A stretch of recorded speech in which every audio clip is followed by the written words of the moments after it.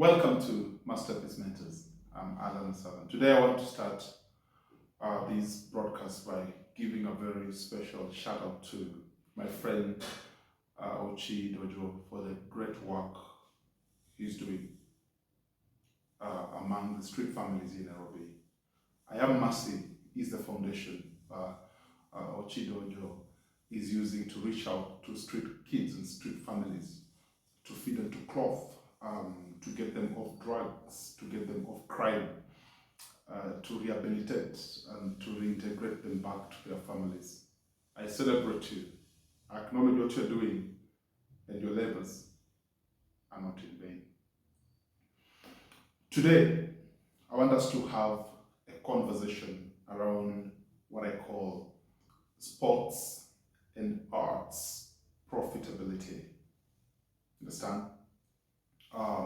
The way sports and arts, or the concept of sport and arts is a business concept, is an enterprise concept.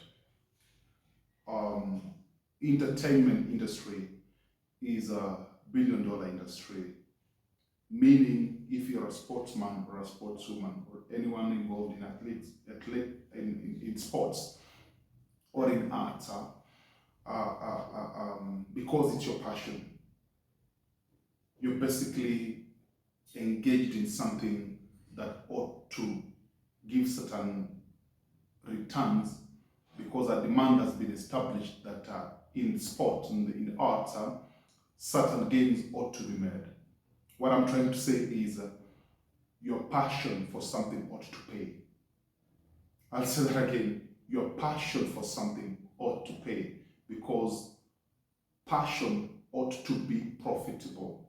So if sports is your passion, it ought to be profitable, because sport and art industry is a profitable enterprise. It is a profitable industry or enterprise. You understand? So don't do it for fun. Don't do it for hobby. It doesn't matter how fun it is. Don't do sport, don't do arts for hobby. Do it for business, because it's a billion-dollar industry. It's a billion-dollar enterprise.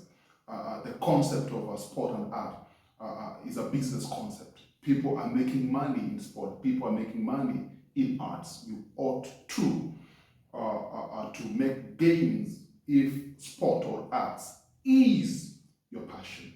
You understand? But this is how you will know. And these are the three very core things that your passion ought to do for you. Number one, three things your passion ought to do for you. Number one, it's supposed to come with financial rewards and returns or gains. I'll say that again. Your passion ought to come with financial returns, rewards, or gain, because it's passion for profit. Because passion ought to translate into profitability, because sport and art is a profitable enterprise. So financial gain, financial reward, financial return. But number two, it's supposed to introduce you to connections that will elevate and advance your trade or your pursuit in life. Your gift, your talent, your passion is supposed to introduce you to connections, supposed to introduce you to things that will elevate your pursuit. You understand? It's supposed to open doors for you. It's supposed to take you to spaces and places where opportunities will be available for you to become everything that you desire to become. That's how that's the nature of the sport and art.